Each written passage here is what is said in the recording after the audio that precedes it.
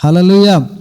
द्वितीय उदाहरण शिखा आम जे जीशु सहित समय काटिबा द्वारा कौन आसे जक्ष विषय दुई जन विषय जानलु आम से जीशु समय काटिला किपरि से जीवन में परिवर्तन आसला आ जीशु से सेवार बा सुसमाचार प्रचार आरंभ करें। द्वितीय आम जक्ष विषय शिखा लूक तार 19 अध्याय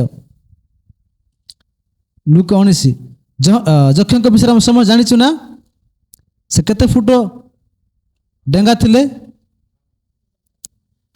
से सबुठारु बांगरा लोक थिले नहीं कि किंतु हेई पारे से शरीर रे बांगरा थिले किंतु सही समय सी ठकिबारे धनी रे नाई कि लुटिबारे डेंगा थिला सी बुझी पारुछंती।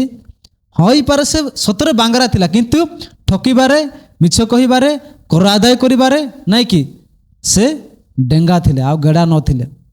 से गोटे धनी संभ्रांत व्यक्ति से समय थिले तार नाम से जगह थिला हेई पारे लोक माने तांको मुह सामने ताको आगे सम्मान करथिले किंतु पिठी पछरे तांको से माने रागुथिले कारण से सेमितिका व्यक्ति थिला।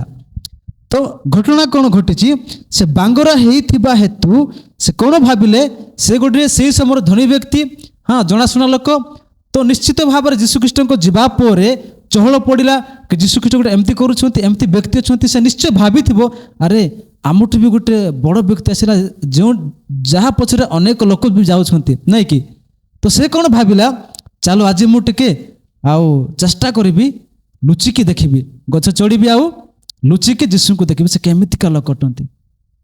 आम गोटे धनी व्यक्ति आमको आम पछे लोक आसुना नहीं कि आमर भी ना अच्छी कि आम पछे लोक आसुना कहीं केमितिका लोक बोली से चिंता करिकी डिमिरी गछरे जाके चढ़ुची आउ जीशु जो बाटर जाऊँ से चढ़ी देखा चिंता करिकी चढ़ी।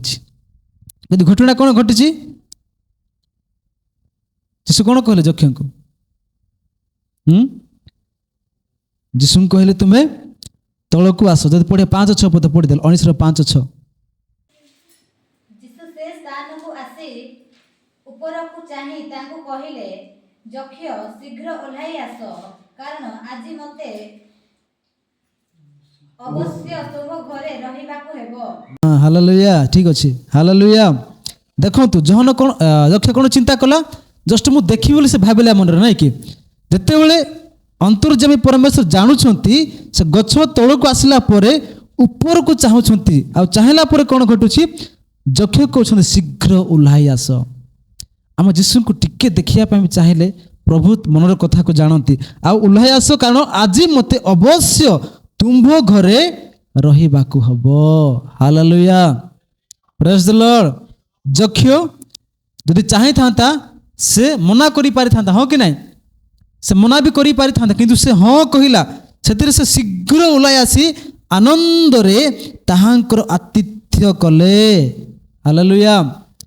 जेते बेले प्रभु जीशु ख्रीष्ट स्वयं जहाँ को देखिया पाए से इच्छा करुला तृषा थिला लुचिकी चढ़ी देखिया पाए चाहूला से ही व्यक्ति जेते बेले आसीबी तुम गृह को बोली कहउछंती से आनंद रे उछुली पड़ी कौन करुछि तळको उल्लेख आसिक प्रभु जीशु ख्रीष्ट को सम्मान सहित आतिथ्य करुछि आतिथ्य करिकी ता गृह को से नहीं जाउछि ताहा देखी समस्त बचसा करबा को लागिले से जने पापी लोक घर रहिबा को गलानी लोक मान तो कहिबे जहाँ भी ये केमती ख्रीष्टान हो लोक मैंने प्रथम प्रभु को जानले ख्रीष्टान हो गला बोली कहते ख्रीष्टान एमती करेंगे सेमती करेंगे समस्ते कहती किंतु ताहा से चिंता कला नहीं भाविला नहीं लोक मैंने जहाँ भी कहते बोलिकी जक्ष मध्य गले आतिथ्य कले जीशुख्रीष्ट मध्य जक्ष गृह को जाऊँच 8 पदरे कौन घटना घटुची किंतु जक्ष ठिया हुई प्रभु को कहले हे प्रभु देखंतु मोर संपत्तिर अर्धेक मु दरिद्र मानक दान करुछि आ जदि अन्याय रे काहारी ठारू किछि नहीं थाए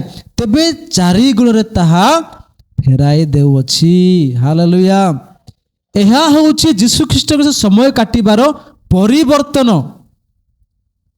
हालेलुया।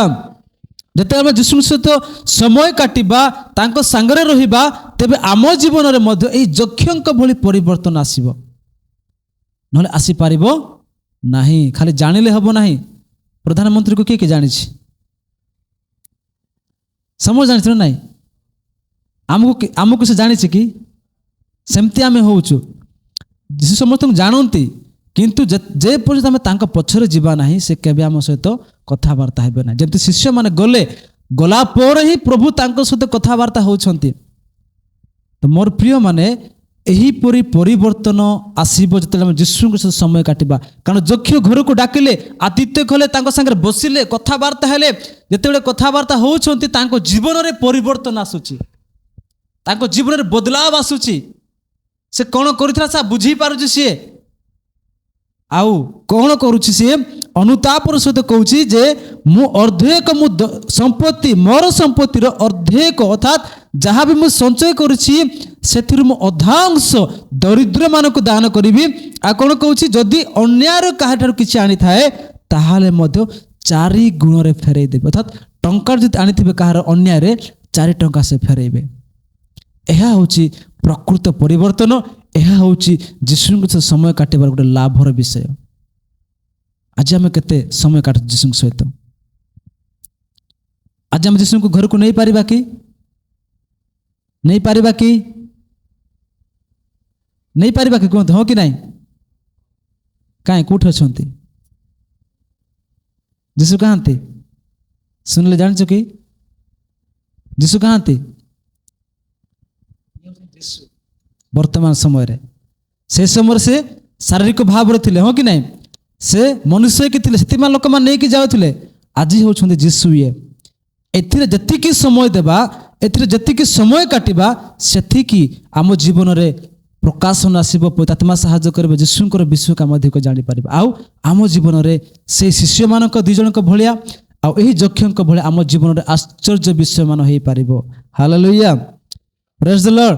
ତେଣୁ ଯୀଶୁଙ୍କ ସହିତ ଏହି 2026ରେ ଦ୍ୱିତୀୟ ମାସ ଆସିଯିବଣି, ଅଧିକ ସମୟ କାଟିବା ଆବଶ୍ୟକତା ଅଛି। ଅର୍ଥାତ୍ ଅଧିକ ବାଇବେଲ ପଢ଼ିବାର ଅଛି, ଅଧିକ ପ୍ରାର୍ଥନା କରିବାର ଅଛି, ଅଧିକ ଧ୍ୟାନ କରିବାର ଅଛି, ଅଧିକ ସମୟ ବାଇବେଲ ସହିତ ସମୟ କାଟିବାର ଆବଶ୍ୟକତା ଅଛି।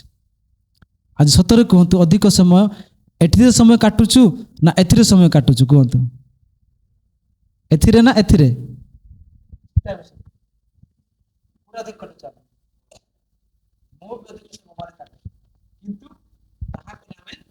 ହବ ନାହିଁ। କିନ୍ତୁ ମୋବାଇଲରେ ବି ଅନେକ ବିଷୟ ଅଛି। ଖାଲି ମୋବାଇଲରେ ସମୟ କାଟିବା ଅଛି, କିନ୍ତୁ ରିଲ୍ ଦେଖିବା ଆଉ ଖାଲି ଜାଗତିକ ବିଷୟ ଦେଖିବା ଅଲଗା ପ୍ରକାର, ଆଉ ପ୍ରଭୁଙ୍କର ବିଷୟ ମଧ୍ୟ ଶିଖିବା ଅଲଗା ପ୍ରକାର ଅଟେ।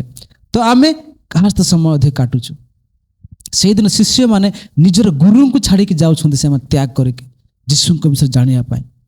ସେଦିନ ଯକ୍ଷ ଗୋଟେ ଧନୀ ବ୍ୟକ୍ତି, ସେ ଚାହିଁଥାନ୍ତେ ଲୋକ ପଠାଇକି ତାକୁ ଡାକି ପାରିଥାନ୍ତେ, ହଁ କି ନାହିଁ? ସେ ରଥ ପଠେଇ, ଘୋଡ଼ା ପଠେଇକି ଡାକ ଟିକେ ବୋଲିକି ସେ ଦାନ ବି ଦେଇଥାନ୍ତେ, ପଇସା ଦେଇକି ଡକେଇ ପାରିଥାନ୍ତେ। କିନ୍ତୁ ସିଏ କ'ଣ କଲେ? ଇଚ୍ଛା କରିକି ସେ ଦେଖିବା ପାଇଁ ଇଚ୍ଛା କଲେ। ଆଉ ପ୍ରଭୁ ଯୀଶୁଖ୍ରୀଷ୍ଟ ତାଙ୍କୁ ତାଙ୍କ ଗୃହରେ ଯିବା ପାଇଁ ସୁଯୋଗ ଦେଉଛନ୍ତି, ଆଉ ସେ ଆତିଥ୍ୟ ସତ୍କାର କରିକି ନେଇ ଯାଉଛନ୍ତି, ଆଉ ତା ଜୀବନରେ ପରିବର୍ତ୍ତନ ଆସୁଛି। ହାଲେଲୁୟା, ପ୍ରେଜ୍ ଦ ଲର୍ଡ। ତେଣୁ ଆମେମାନେ ମଧ୍ୟ 9 ପଦ ଲେଖାଯାଇଛି, ଆମେମାନେ ମଧ୍ୟ ଯୀଶୁଙ୍କ ସହିତ ସମୟ କାଟିବାର ଆବଶ୍ୟକତା ଅଛି। 9 ପଦ ଲେଖାଯାଇଛି, ସେଥିରେ ଯୀଶୁ ତାଙ୍କ ବିଷୟରେ କହିଲେ, ଆଜି ଏହି ଗୃହରେ ପରିତ୍ରାଣ ଉପସ୍ଥିତ ହୋଇଅଛି, ଯେଣୁ ଏ ମଧ୍ୟ ଅବ୍ରାହାମଙ୍କ ଜଣେ ସନ୍ତାନ। ଏଟା କେତେବେଳେ ଘଟିଲା? ଯେତେବେଳେ ଯୀଶୁଙ୍କ ସହିତ ସମୟ କାଟିଲେ ଯକ୍ଷ, ତେବେ ଯାଏ ତା ପରିବାରରେ, ତା ଜୀବନରେ ପରିତ୍ରାଣ ଆସିପାରିଛି, ହଁ କି ନାହିଁ? ଏମିତିରେ ପରିତ୍ରାଣ ପାଇବା ନାହିଁ। ଯୀଶୁଙ୍କୁ ସମୟ କାଟିବାର ଅଛି, ଯୀଶୁଙ୍କୁ ଜାଣିବାର ଅଛି, ସେ କିଏ, କ'ଣ କରିପାରନ୍ତି, ତେବେ ଯାଇ ଆମ ଜୀବନରେ ପରିବର୍ତ୍ତନ ଆସିବ। ତୃତୀୟ ଉଦାହରଣ ଆମେ ଦେଖିବା, ତାପରେ ସମାପ୍ତ କରିବା। କିଏ କିଏ ସମୀରଣୀ ସ୍ତ୍ରୀ ବିଷୟରେ ଜାଣିଛ?